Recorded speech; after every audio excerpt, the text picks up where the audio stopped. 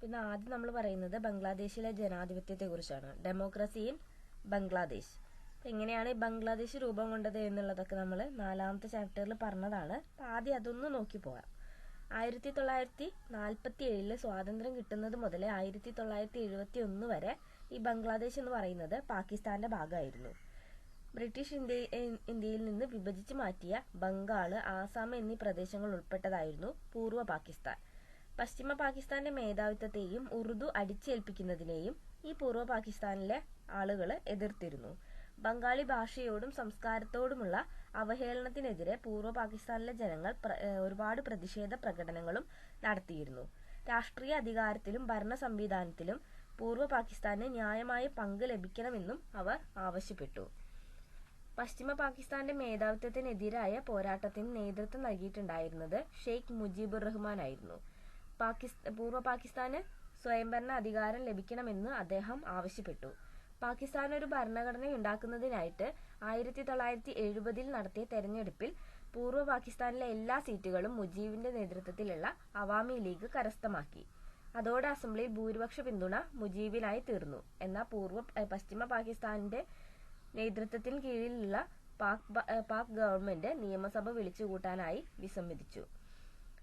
അവർ മുജീബിനെ arrest ചെയ്തു. General Yahya ഖാന്റെ നേതൃത്വത്തിലുള്ള പട്ടാളം ബംഗാളികളുടെ പ്രക്ഷോഭത്തെ അടിച്ചമർത്താൻ ശ്രമിച്ചു.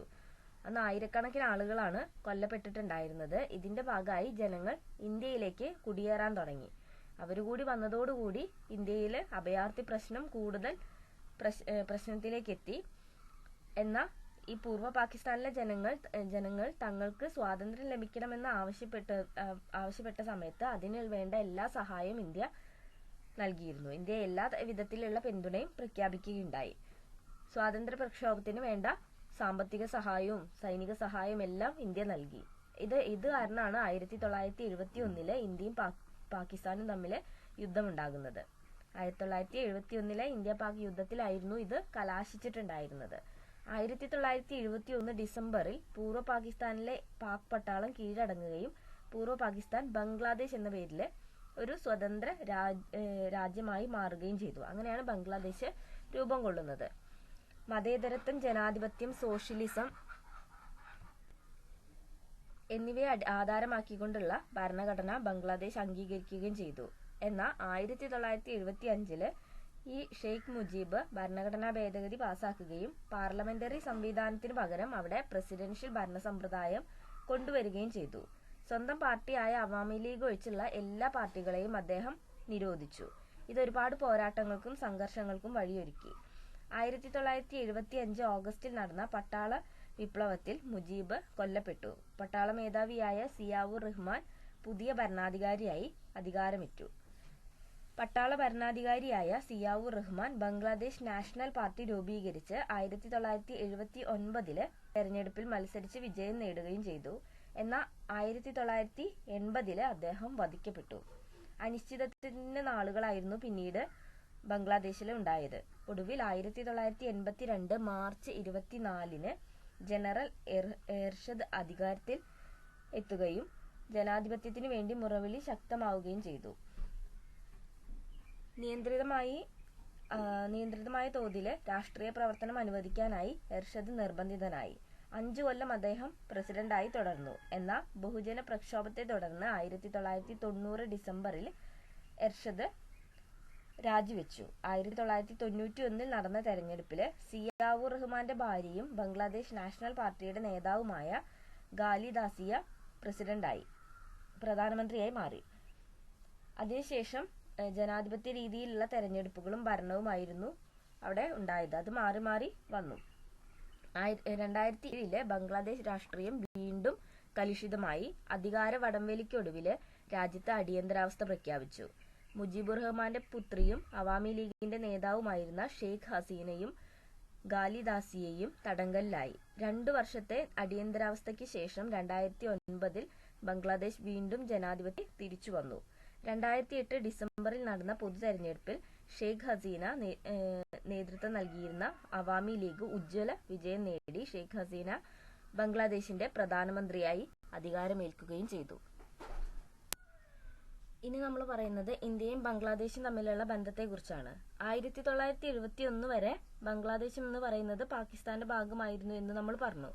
ഈ 1971 ബംഗ്ലാദേശ് പാകിസ്ഥാനിൽ നിന്ന് മോചനം നേടുന്നത് ഇന്ത്യയുടെ സഹായത്തോടു കൂടിയിട്ടായിരുന്നു.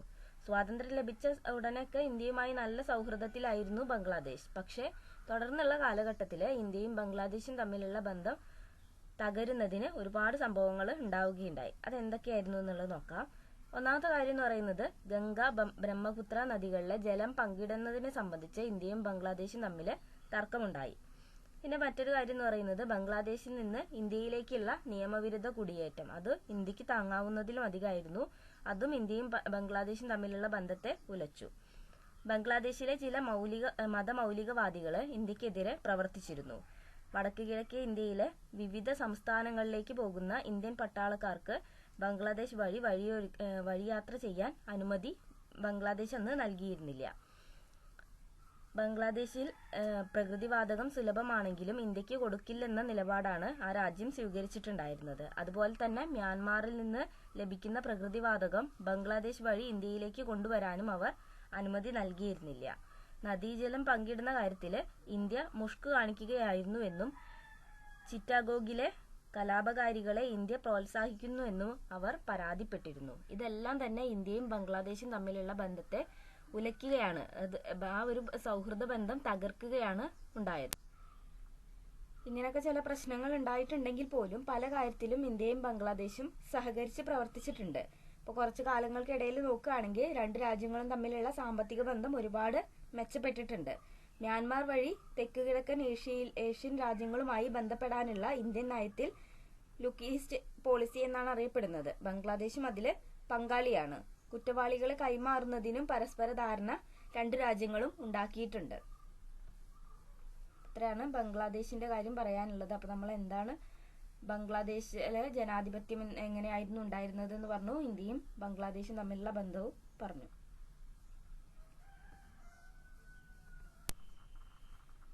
ഇനി നമുക്ക് നേപ്പാളിലെ രാജവാഴ്ചയെക്കുറിച്ചും ജനാധിപത്യത്തെക്കുറിച്ചും പറയാം. Monarchy and democracy in Nepal. Nepal അടുത്ത കാലം വരെ ഒരു ഹൈന്ദവ രാജ്യമായിരുന്നു, ഹിന്ദു രാജ്യമായിരുന്നു. സമീപകാലത്തായിട്ട് ഭരണഘടനാപരമായ രാജവാഴ്ച രാജ്യത്ത് നിലവിൽ വന്നു. ജനങ്ങളും രാഷ്ട്രീയ കക്ഷികളും ഉത്തരവാദിത്ത ഭരണത്തിനായി കൊതിച്ചിരുന്നു. എന്നാൽ രാജാവാകട്ടെ പട്ടാളത്തിന്റെ പിൻബലത്തോടുകൂടി അധികാരമെല്ലാം കൈയടക്കി വെക്കുകയും ജനാധിപത്യ സംവിധാനത്തെ തകരാറിലാക്കുകയുമാണ് ചെയ്തിട്ടുണ്ടായിരുന്നത്. 1990 നടന്ന പ്രക്ഷോഭത്തിന്റെ ഫലമായി ജനാധിപത്യപരമായ ഭരണഘടനയ്ക്ക് രൂപം നൽകാനും പാർലമെന്ററി സമ്പ്രദായം നടപ്പിലാക്കാനും രാജാവ് സന്നദ്ധനായി. പക്ഷേ ജനാധിപത്യ ഗവൺമെന്റുകൾക്കെല്ലാം തന്നെ അല്പായുസാണ് ഉണ്ടായിരുന്നത്. അധികകാലം അവയൊന്നും തന്നെ നീണ്ടുനിന്നില്ല. 1990 നേപ്പാളിലെ മാവോയിസ്റ്റുകൾ രാജ്യത്താകെ സ്വാധീനമുറപ്പിച്ചു. രാജാവിനും ഭരണവർഗത്തിനുമെതിരെ സായുധ സമരം നടത്തുന്നതിനാണവർ കൂടുതൽ ശ്രദ്ധിച്ചിരുന്നത്. മാവോയിസ്റ്റുകളും രാജാവിന്റെ ആജ്ഞാനുവർത്തികളായ പട്ടാളവും തമ്മിൽ പൊരിഞ്ഞ പോരാട്ടങ്ങൾക്ക് ഇതിനിടയാക്കി.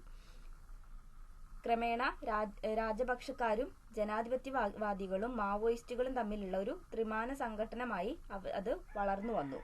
2001 നേപ്പാളിലെ രാജകൊട്ടാരത്തിൽ കൂട്ടക്കൊല നടന്നു. നേപ്പാളിന്റെ ചരിത്രത്തിൽ വഴിത്തിരിവുണ്ടാക്കിയ ഒരു സംഭവമായിരുന്നു ഇത്. വീരേന്ദ്ര രാജാവും കുടുംബാംഗങ്ങളും ദീപേന്ദ്ര രാജകുമാരന്റെ തോക്കിനിരയായി. കൊല നടത്തിയ ശേഷം രാജകുമാരൻ സ്വയം വെടിവെച്ച് മരിക്കുകയാണ് ഉണ്ടായത്. അതിനുശേഷം വീരേന്ദ്ര രാജാവിന്റെ സഹോദരനായ ജ്ഞാനേന്ദ്രയാണ് അവിടെ പുതിയ രാജാവായി വാഴിച്ചത്. 2002 രാജാവ് പാർലമെന്റിനെയും ഗവൺമെന്റിനെയും പിരിച്ചുവിട്ടു. അങ്ങനെ നേപ്പാളിൽ നിലനിന്നിരുന്ന ജനാധിപത്യത്തിനു പോലും താൽക്കാലിക വിരാമമായി. 2006 ഏപ്രിൽ മാസത്തില് നേപ്പാളിലാകെ ജനാധിപത്യത്തിന് വേണ്ടിയുള്ള വമ്പിച്ച പ്രക്ഷോഭം ആരംഭിച്ചു. തൽഫലമായി 2002 ഏപ്രില് പിരിച്ചുവിട്ടിരുന്ന പാർലമെന്റ് പുനഃസ്ഥാപിതമാക്കാൻ രാജാവ് നിർബന്ധിതനായി.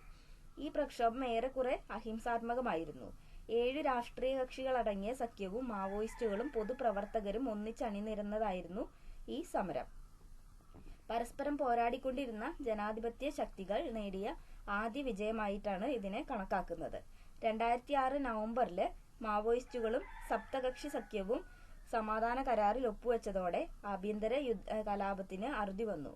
ഹൈന്ദവ രാജ്യം എന്ന പദവി ഉപേക്ഷിക്കാനും മതനിരപേക്ഷ രാജ്യം എന്ന പദവി സ്വീകരിക്കാനും ഗവൺമെന്റ് അന്ന് തയ്യാറായി. ജനാധിപത്യത്തിലേക്കുള്ള നേപ്പാളിന്റെ പരിവർത്തനം ഇപ്പോൾ ത്വരിതഗതിയിലാണ്. നേപ്പാൾ ഇപ്പോൾ അതിന്റെ ചരിത്രത്തിലെ ഒരു അസാധാരണ ഘട്ടത്തിലൂടെയാണ് കടന്നുപോയിക്കൊണ്ടിരിക്കുന്നത്. അതായത് ഒരു ഭരണഘടന തയ്യാറാക്കാനുള്ള ഭരണഘടനാ നിർമ്മാണ സമിതി അവിടെ രൂപീകരിച്ചു കഴിഞ്ഞു. രാജവാഴ്ചയുമായി നാമമാത്രമായ ബന്ധമെങ്കിലും നേപ്പാളിന് ആവശ്യമാണെന്ന് ചിലർ വാദിക്കുന്നുണ്ട്. സായുധ സമരം നിർത്തിവെക്കാൻ മാവോയിസ്റ്റുകൾ സന്നദ്ധരായിട്ടുണ്ട്. പുരോഗമനാത്മകമായ സാമൂഹിക സാമ്പത്തിക പുനഃസംഘടനയ്ക്കുള്ള വ്യവസ്ഥകൾ ഭരണഘടനയിൽ ഉണ്ടാക്കണമെന്ന് അവർ വാദിക്കുന്നു. എന്നാൽ സപ്തകക്ഷി സഖ്യത്തിലെ എല്ലാവരും ഇതിന് അനുകൂലമല്ല. മാവോയിസ്റ്റുകൾക്കും മറ്റ് ചില രാഷ്ട്രീയ വിഭാഗങ്ങൾക്കും ഇന്ത്യ ഗവൺമെന്റിന്റെ ചരടുവലികളെക്കുറിച്ച് സംശയമുണ്ട്. പിന്നെ ഇപ്പോൾ നമ്മൾ നേപ്പാളിൽ ഒരു ഭരണഘടന നിർമ്മാണ സമിതി രൂപീകരിച്ച കാര്യം പറഞ്ഞു. അതിന്റെ ഫലമായിട്ട് 2015 സെപ്റ്റംബറിൽ നേപ്പാളിൽ ഒരു പുതിയ ഭരണഘടന നിലവിൽ വന്നിട്ടുണ്ട്. പുതിയ ഭരണഘടനയനുസരിച്ച് രാജ്യത്തെ 7 ഫെഡറൽ പ്രവിശ്യകളാക്കിയിട്ടുണ്ട്. വംശീയ ന്യൂനപക്ഷങ്ങൾക്ക് കൂടുതൽ അവകാശങ്ങളും അവർക്ക് പ്രാധാന്യമുള്ള ചില പ്രവിശ്യകളും ആവശ്യപ്പെടുന്നുണ്ട്.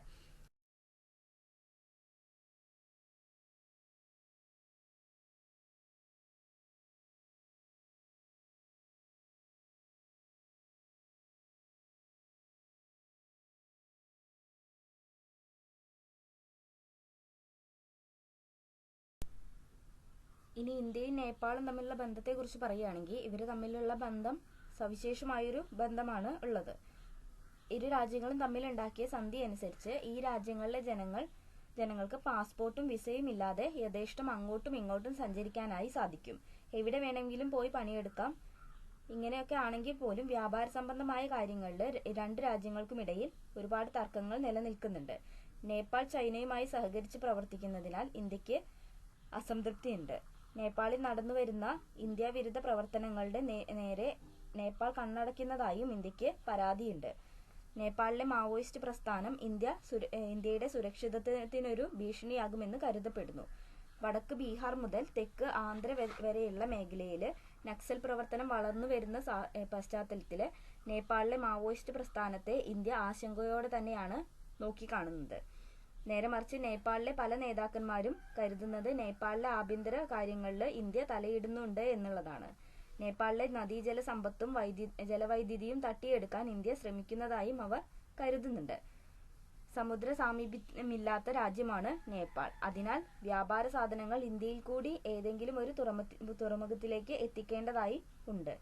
ഇന്ത്യ ഇതിന് തടസ്സം നിൽക്കുന്നതായി നേപ്പാളികൾക്ക് പരാതിയുണ്ട്. ഇങ്ങനെയൊക്കെ ആണെങ്കിലും ഇന്ത്യ നേപ്പാൾ ബന്ധം ഏറെക്കുറെ സുസ്ഥിരവും സമാധാനപരവുമാണ്. അഭിപ്രായ വ്യത്യാസങ്ങൾ നിലനിൽക്കുന്നുണ്ടെങ്കിലും വ്യാപാരം, ശാസ്ത്രമേഖലയിലെ സഹകരണം, പൊതുവായ പ്രകൃതി വിഭവങ്ങൾ, വൈദ്യുതോൽപാദനം, ജലവിഭവ മാനേജ്മെന്റ് എന്നിവ ഇരു രാജ്യങ്ങളെയും ഒരുമിച്ച് നിലനിർത്തുന്നുണ്ട്. സമുദ്രമാർഗ വ്യാപാരത്തിന് ഇന്ത്യൻ തുറമുഖങ്ങൾ നേപ്പാളിന് അനുവദിച്ചുകൊണ്ടുള്ള കരാറിൽ ഈ അടുത്ത കാലത്ത് ഇന്ത്യയും ഒപ്പുവെച്ചിട്ടുണ്ട്. നേപ്പാളിലെ ജനാധിപത്യം വേരുറപ്പിക്കുന്നതിന്റെ ലക്ഷണങ്ങൾ ഇന്ന് നിലനിൽക്കുന്നുണ്ട്. ഇരു രാജ്യങ്ങളും തമ്മിലുള്ള ബന്ധം കൂടുതൽ മെച്ചപ്പെടുമെന്നാണ് പ്രതീക്ഷിക്കുന്നത്.